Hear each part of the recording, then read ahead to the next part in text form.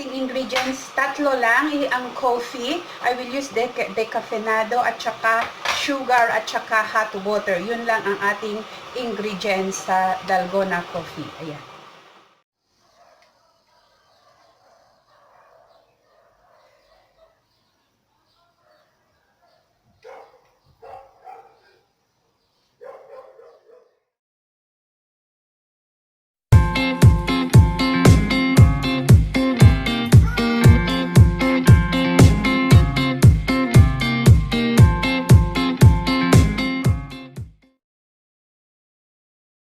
So, hello po sa inyong lahat. So, welcome back again to my channel, Igorot IFW and Spanish. Tsaka yung mga hindi pa nakapag-subscribe, please subscribe below and ring nyo din yung bell para kung mayroon akong new upload na video, ma-notify kayo agad. Ayun. So, and thank you sa lahat ng mga aking subscriber at yung mga sumusuporta sa aking video, yung mga nanonood. Thank you very much. Ayun.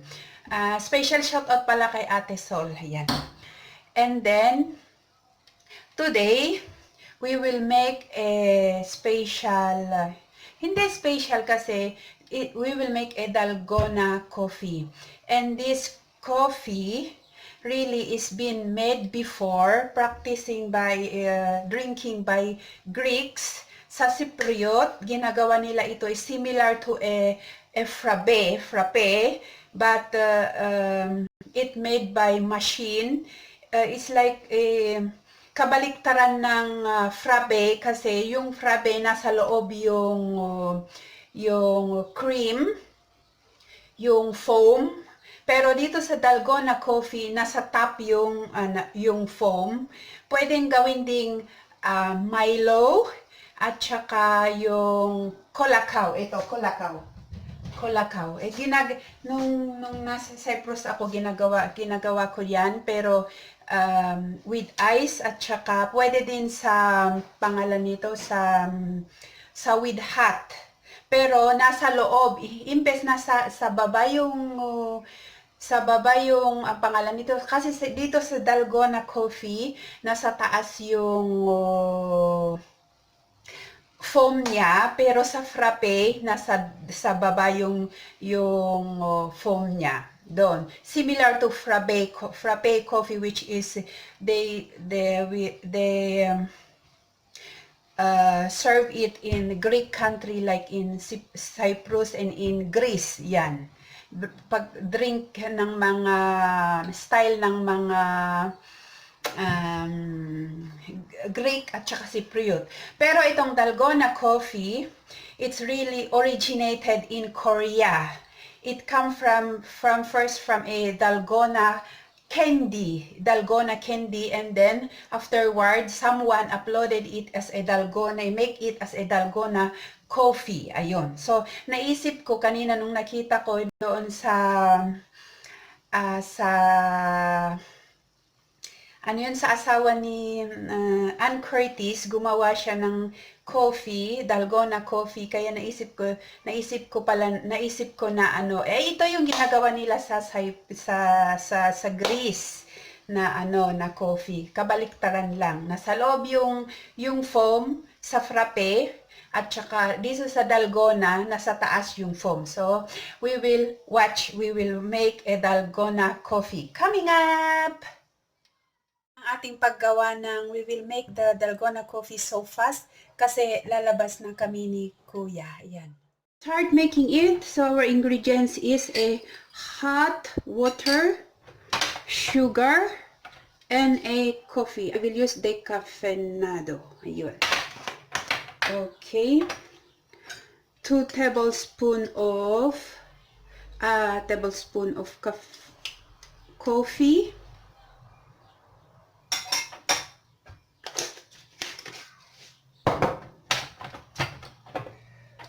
1 spoon of sugar,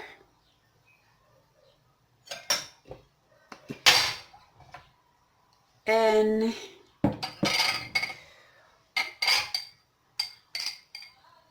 2 spoons of hot water. Okay, that's it.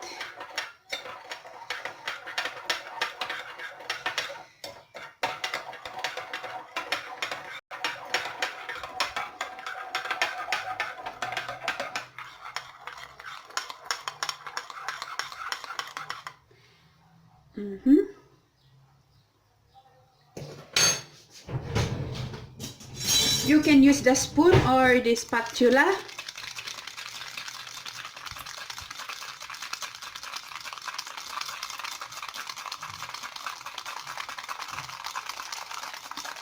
Just beat it until it becomes foamy, just like that.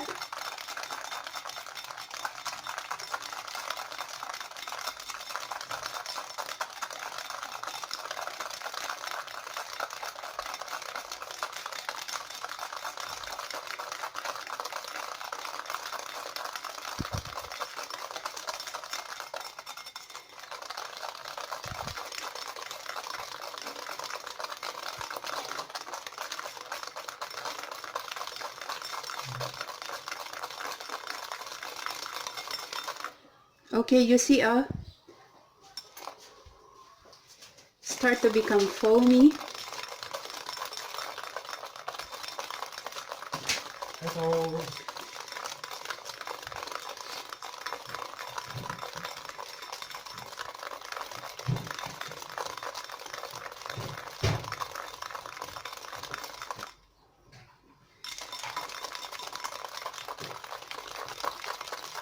Okay, here you are.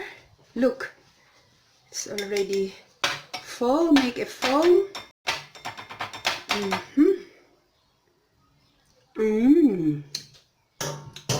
And now we will put ice.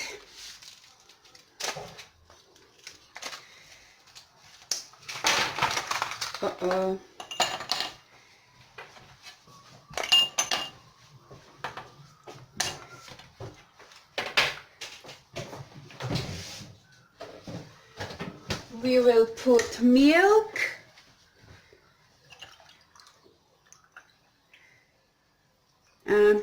If you want, you can put also condensed milk, so that if you want sweet dalgona coffee, you can put first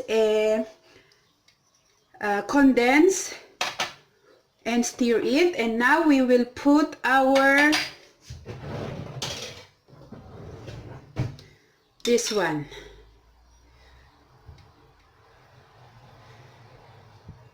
Yummy. Okay.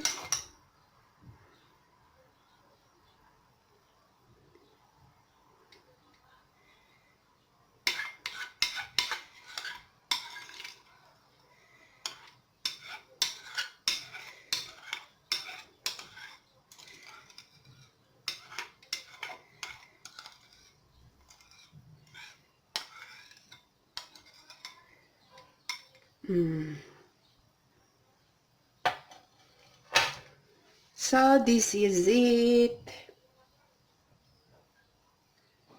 This is it, our dalgona coffee. Ayan.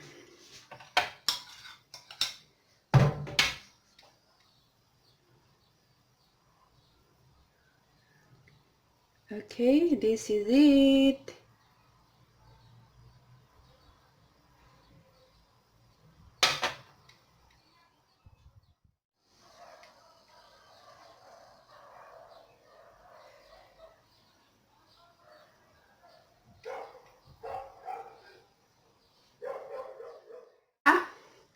Pala, pwedeng gawin ito sa milo at saka sa colacao. Ayan. Pwede din lagyan ng cream, pero pag nalagyan nyo ng cream, ano siya, pangalan nito, magsisink itong, it's heavy, the cream is heavy, so it will sink under. Ayan.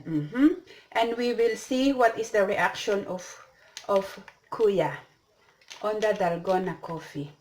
Kasi ito din pala, actually ginagawa nila ito sa sa mga Starbucks.